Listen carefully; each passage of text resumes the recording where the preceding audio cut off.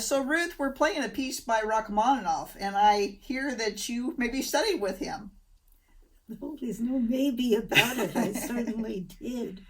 And he told me many, many things that most pianists don't believe in today, but they are part of my background, and I do them religiously.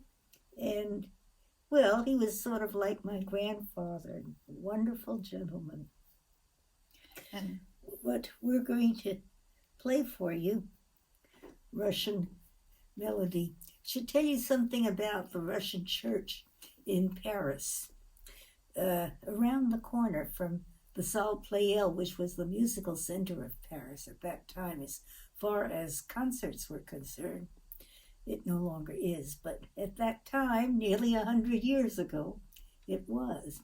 And you go around the corner from there, walk about 2 blocks, and you get to this church, which looks a little bit different because it has round architecture, more like a mosque than a church. And you go inside, and you can hear at certain times, you hear vespers, like in the afternoon, about 5 o'clock, and you hear choral music, most beautiful choral music you ever heard. Many, many voices, mostly men's voices. And it has a slightly sad, wonderful sound to it. You could sit there for hours and just listen to that sound. And I think that Rachmaninoff captured a little bit of that sound in his Russian melody that you are about to hear. Just a little bit. And it's a feeling more than anything else.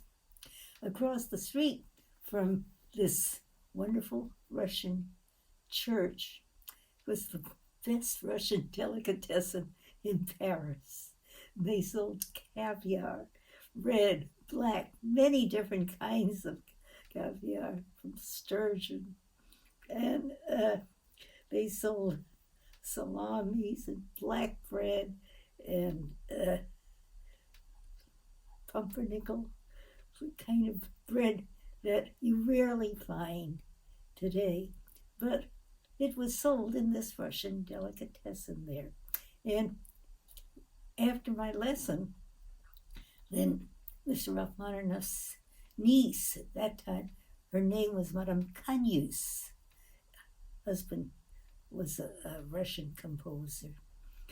And she would come and she would set a table for her uncle, and it included all kinds of sweet goodies that she could find in this Russian delicatessen, and tea. Wonderful Russian strong tea, which she made. And it was the most delicious beverage in the world as far as I was concerned. I think my mother was quite annoyed with me when I came home, and I said, "Oh, isn't it as good as the tea at Mr. Rachmaninoff's place?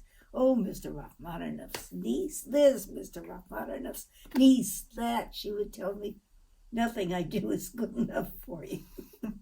So I knew that I shouldn't talk about it too much, but as a child, this was the most extravagant, delicious thing in the world as far as I was concerned, and I became a drinking woman.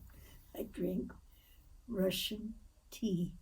I love it because it reminds me of Mr. Rachmaninoff and our after lesson sessions. He would put a lump of sugar between his teeth and sip this strong Russian tea through it. And that, to me, was the most wonderful slurper in the world. Wonderful.